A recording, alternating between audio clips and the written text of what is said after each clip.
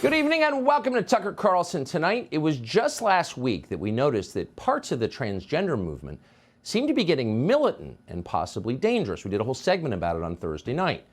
That segment was sparred by an NPR segment we had heard and never expected to hear.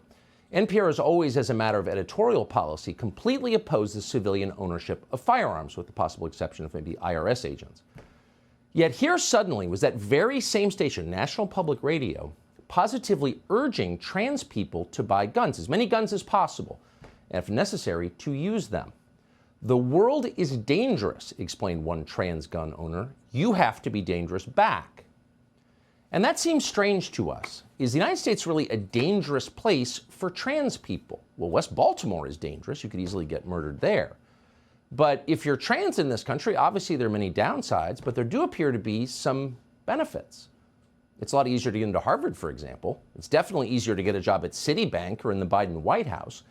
If you're transgender and can so much as fly a kite, the Pentagon will happily make you an F-35 pilot, just so Hollywood can make a movie about it. Identifying as trans, whatever, again, its downsides, does convey status in this country, which is why so many young people now do.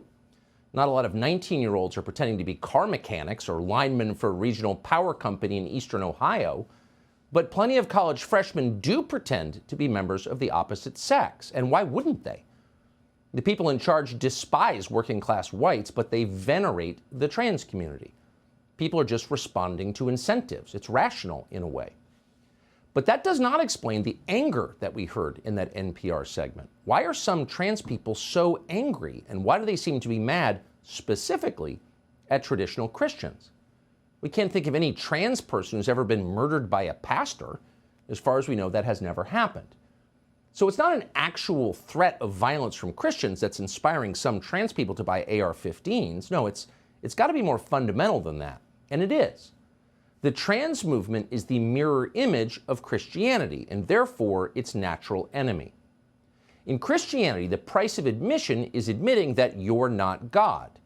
Christians openly concede that they have no real power over anything, and for that matter, very little personal virtue.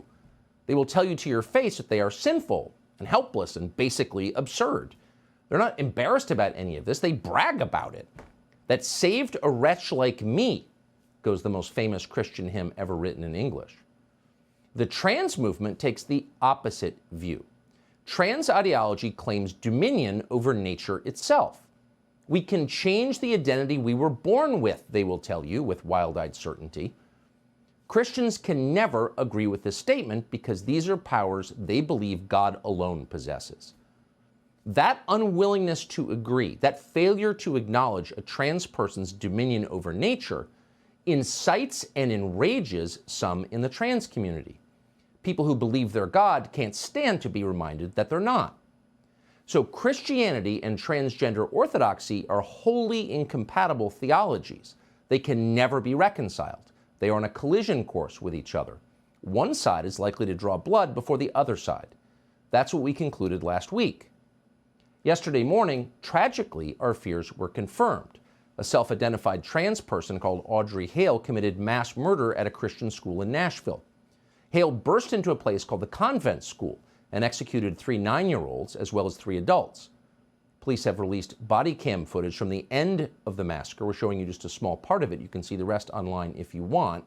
We're not going to show it because that's too awful and sad. But what was almost as sickening to see in a far more subtle and insidious way was the media coverage of yesterday's tragedy.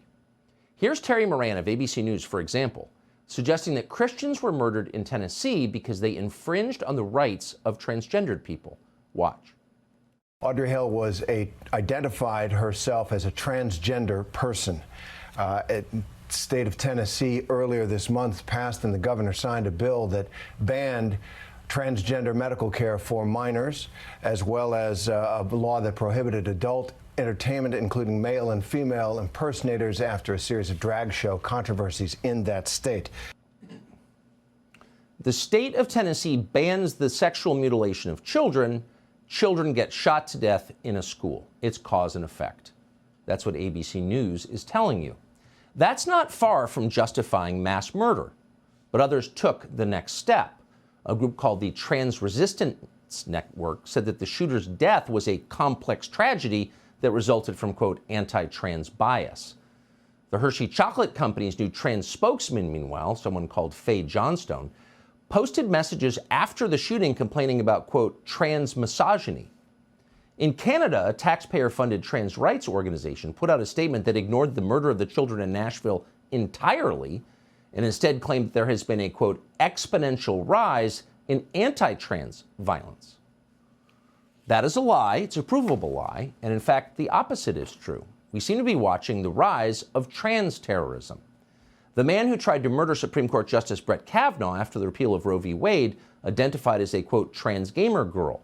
The man who shot up a nightclub in Colorado in this past November and murdered 5 people, identified as non-binary. And now this. And there could be more. Antifa has announced this coming Saturday is the, quote, Trans Day of Vengeance. Vengeance for what? That's not explained. But the suggestion is there will be violence in Washington this weekend.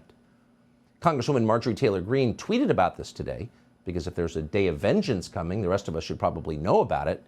And for doing so, immediately had her official congressional Twitter account suspended. You're not supposed to talk about any of this, apparently. And the authorities in Nashville certainly are not planning to talk about it. They're doing their best not to. Here's the police chief of Nashville explaining that, well, he's happy to talk about the shooter's guns. He's not going to tell you anything about the shooter's motives. Watch. So in the manifesto, there's several different writings about other locations. There were locations, there was talks about the school. There was a map of the school, a drawing of how potentially she would enter and the assaults that would take place. There's quite a bit of writing to it. I have not read the entire manifesto.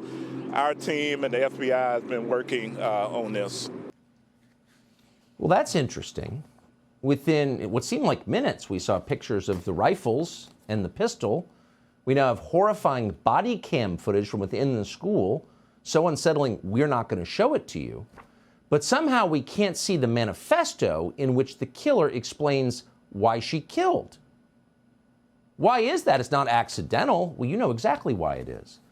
Because it would make the obvious undeniable. The trans movement is targeting Christians, including with violence. Most Christian leaders in this country don't want to admit that. Admitting it might force them to take deeply unfashionable positions. But it is true, and anyone who's paying attention knows that it's true. And so, like most true things at this point, it is officially suppressed. Here, for example, is Joe Biden yelping again about how it's all your fault when these tragedies happen because you've got guns at home. This is from yesterday. We have to do more to stop gun violence. It's ripping our communities apart, ripping the soul of this nation, ripping at the very soul of the nation. And we have to do more to protect our schools so they aren't turned into prisons. You know, the shooter in this situation reportedly had 2 assault weapons and a pistol, 2 AK-47. So I call on Congress again to pass my assault weapons ban. So we're going to prevent you from learning why the shooter did it, and we don't have to guess because she wrote a whole manifesto about why she did it. And we know that she did that because she told a friend of hers on Instagram that she did it. But we can't see it. We can only talk about the guns. We can't know what kind of drugs she was taking, what kind of hormones or SSRIs or benzodiazepines. We can only guess. We can only talk about the guns. Pass my assault weapons ban. That'll fix the problem. But Joe Biden is lying about that. He knows that he's lying, and you know that he's lying. Yesterday's massacre did not happen because of lax gun laws. Yesterday's massacre happened because of a deranged and demonic ideology that is infecting this country with the encouragement of people like Joe Biden. Let's start by being honest about that. Subscribe to the Fox News YouTube channel to catch our nightly opens, stories that are changing the world and changing your life. From Tucker Carlson tonight. 'Cause the flag still stands for freedom, and they can't take that